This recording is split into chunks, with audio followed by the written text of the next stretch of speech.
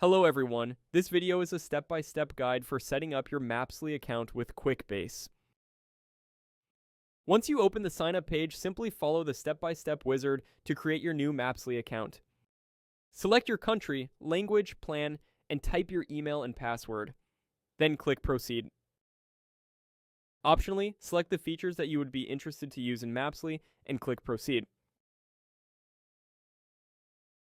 The next step will be to connect Quickbase to Mapsly as your data source.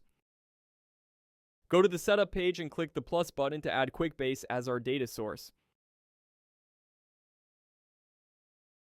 Now we need to add the client token, the app ID, and the host name in order to connect Quickbase to Mapsly. To get the client token, go back to Quickbase, open your profile, and then click on the Manage My User Tokens button. There, you need to generate a new token for your app. Let's copy and paste it into Mapsly. To find the app ID of your app, go to Quickbase and then click on the Manage button. Then, click on the Apps tab, copy the ID of your app and paste it into Mapsly.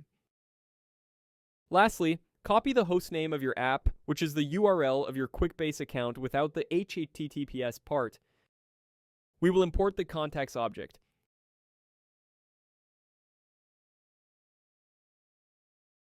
It is important to select the address field as well as the name field. If your address is split into multiple fields, click the New Address Field button and select each address component. Click Save to import all fields. Congrats! You've just connected Quickbase to Mapsly and should soon see your data on the map.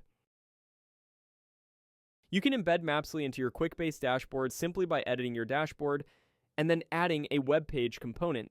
There, you need to type app.mapsly.com and click Save. You should then see Mapsly load directly in your dashboard.